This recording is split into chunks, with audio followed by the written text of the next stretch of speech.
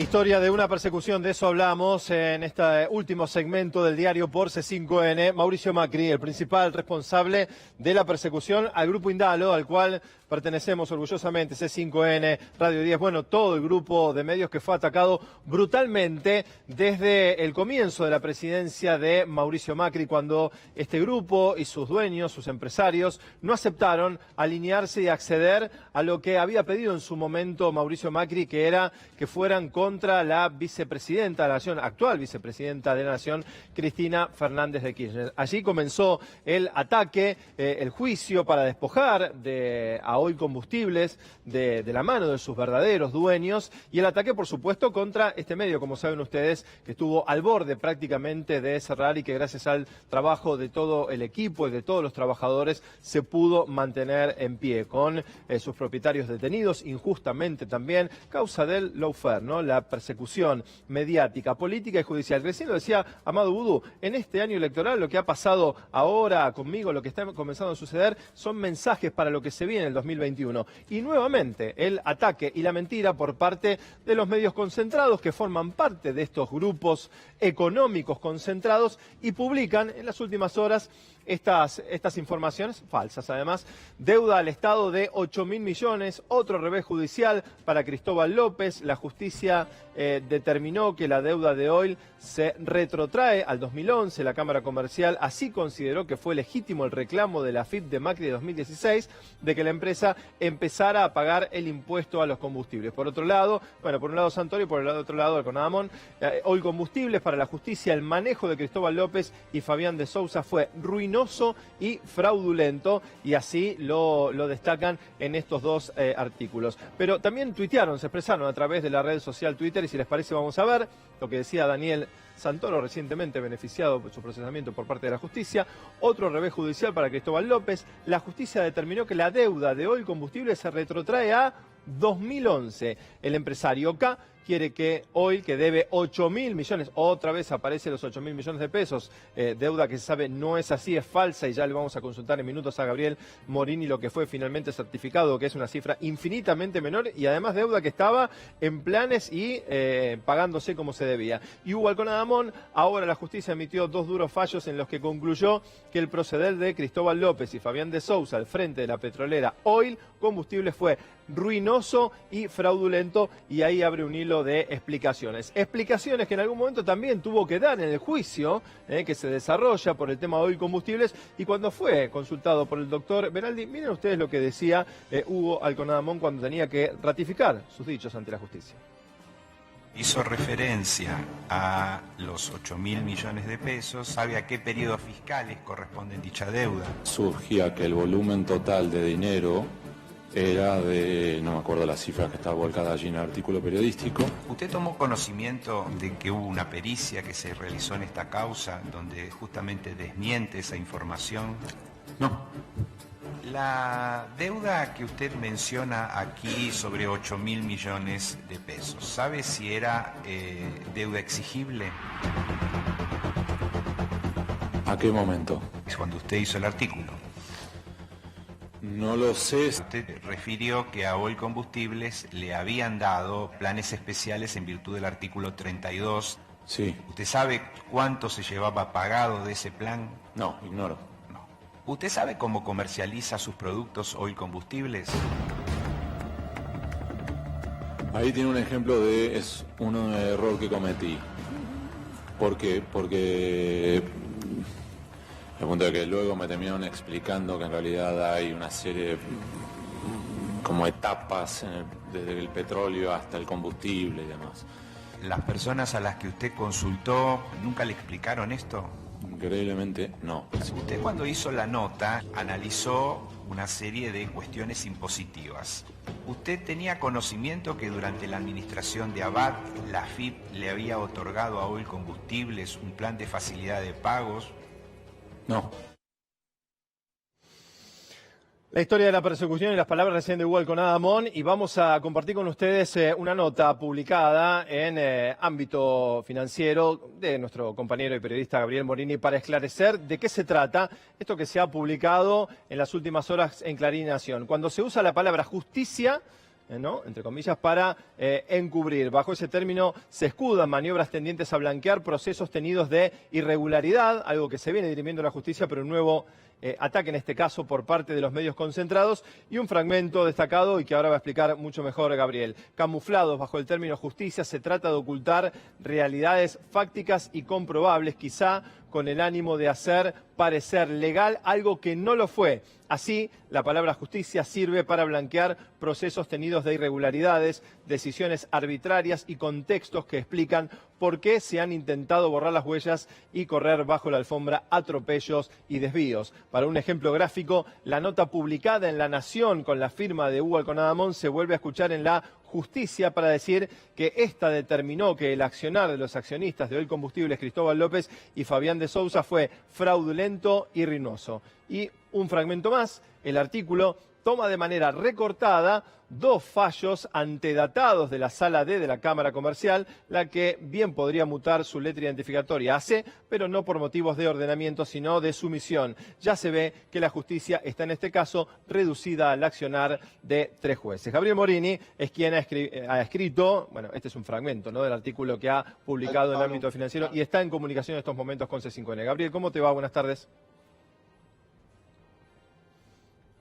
Gabriel. Buenas tardes, Pablo, ¿cómo están ustedes? Es correcto esta reiteración, digamos, de elementos partidos de lo que ha sido una decisión de la Cámara Comercial, que en realidad data del 1 de diciembre, es decir, no es novedosa, y que en realidad lo que termina es ratificando todo un proceso que ha sido irregular en la justicia comercial y que tiene muchísimos elementos en torno a esa cuestión que son muy fáciles de rebatir y en realidad muy discutibles, y que de alguna manera quizás quienes los impulsan no han sido conscientes de esto, pero abren la tercera instancia para que en este contexto se pueda llegar a investigar incluso el accionar judicial respecto de lo que fue el proceso administrativo de Oil Combustibles en sede comercial. ¿Por qué digo esto? Porque en principio lo que ocurrió con Oil Combustibles y lo que trata de destacar, digamos, esta última información, es que el accionar ruinoso comenzó en el mismo momento constitutivo del inicio de acciones de actividad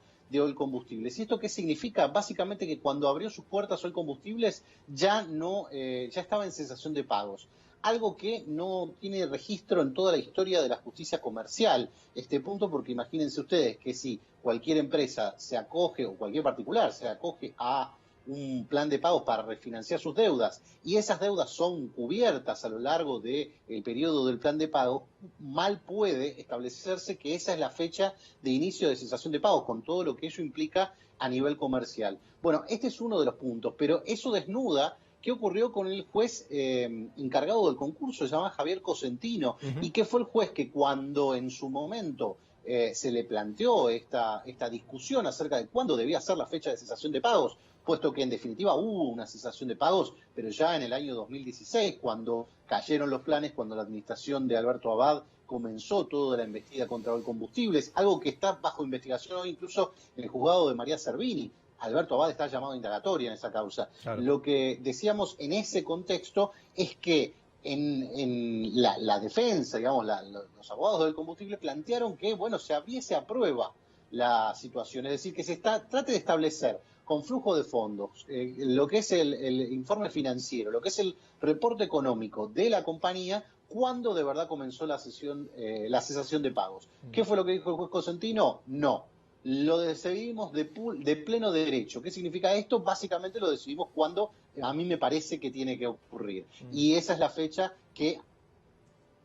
¿Quién se opuso? Me preguntarás. Bueno, la que se opuso fue la fiscal de Cámara, Gabriela Boquín, precisamente con estos mismos argumentos. Gabriela Boquín, la fiscal que develó toda la trama de Correo Argentino y de la familia Macri. En ese contexto da la impresión de que ninguno de esos elementos fueron tomados en cuenta, y esto es lo que ratifica la Sala D de la Cámara Comercial, pero que toma los mismos argumentos de su antecesor, de Javier Cosentino, que era un juez subrogante al momento de tomar toda esta determinación. Déjame, Pablo, que te aclare lo siguiente, porque es importante lo que puede pasar de aquí a futuro, porque habida cuenta de que la Sala ha ratificado este criterio, que repetimos, es único, atención, porque se pueden empezar a unir ciertos hilos que parecían desconectados entre lo que ha sido la causa que investiga María Servini, lo que se está develando en el juicio oral por Oilcombustibles, Tribunal Oral Federal número 3, audiencias a las que nadie quiere asistir, básicamente, porque han ido los testimonios mutando de una manera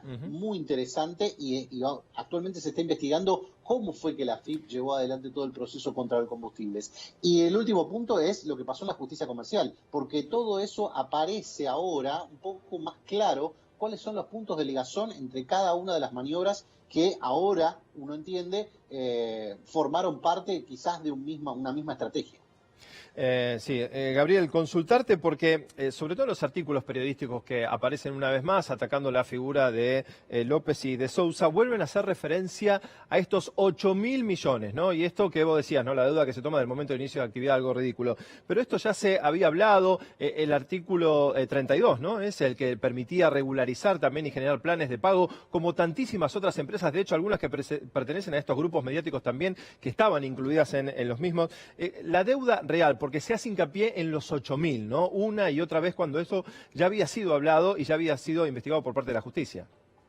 Sí, alrededor, a ver, la cifra, según quien la calcule, incluye un cálculo de intereses desde alguna fecha o desde otra. Lo que dijo el peritaje de la Corte Suprema de Justicia, esto es interesante también, y da la impresión de que explica por qué aparecen determinadas informaciones, porque el 2021 probablemente sea el momento en el que el juicio se incorpore de manera fehaciente, ya está incorporado como prueba, pero se incorpore de manera oral lo que ha sido el peritaje de la Corte Suprema de Justicia firmado por unanimidad por el representante de la Corte, por el representante del Ministerio Público Fiscal y por el representante de la querella de AFIP.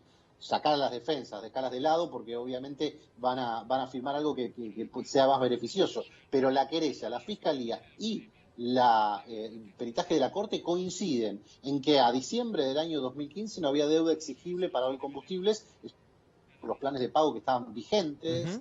El primer plan de pago, se discute en dos, el primer plan de pago tenía 25 cuotas pagas de 30, claro. O sea que ya estaba en... y la discusión es en torno a 600 millones de pesos que estaban también regularizados, pero formaban parte de la deuda que todavía no se había abonado porque el plan estaba vigente. Esto lo declararon testigos, lo está establecido en el peritaje oficial, y esto me parece que es quizás lo que hace más ruido a la hora de derribar cuáles eran los principales pilares de la instalación de esta causa. 8.000 millones, deuda, gente que va a cargar nafta y le retienen el impuesto. Bueno, todas cosas que han ido cayendo a lo largo de las jornadas, de las audiencias, y que forman parte de lo que se intenta rescatar todavía de la acusación de Gerardo Policita, el fiscal que llevó adelante esta investigación y que además partió el juicio en dos, porque uno diría, bueno, si hay un grupo de gente que participó de una maniobra, sería bueno enjuiciarlos a todos. Bueno, no. ¿Qué pasó? Partió la causa en dos, dejó una parte en instrucción, otra parte la elevó a juicio, pero ¿qué pasa? Todas esas personas que podrían dar su testimonio respecto de su participación, ya sea como imputados o como testigos, no pueden hacerlo en este juicio. Por lo tanto, es otro eslabón más de irregularidades que uno diría, no, si la causa fuese sólida, si hubiese un montón de prueba en el mismo sentido, si hubiese además... y da la impresión de que quizás es el intento de ingresar a la moratoria por parte de Oilcombustibles lo que genera y dispara toda esta cuestión. Claro. Uno diría, es inentendible, debe ser la primera empresa, dicen que es, bueno, que la moratoria, que es común para un montón de contribuyentes, es una suerte de traje a medida porque permite a la petrolera de combustibles meterse a pagar la deuda. Pero es el mismo contrasentido de decir, es una empresa que no tiene rescate porque liquidaron todos sus activos. Exacto. De manera que aún así y todo, ingresar en la moratoria para pagar la deuda es una cuestión que no puede ser de ninguna manera vista como algo negativo. Gabriel, gracias y recomiendo, cuando se usa la palabra justicia para encubrir, la pueden encontrar en Ámbito, una excelente nota esclarecedora, más allá de lo que contaba recién Gabriel. Abrazo grande y feliz año.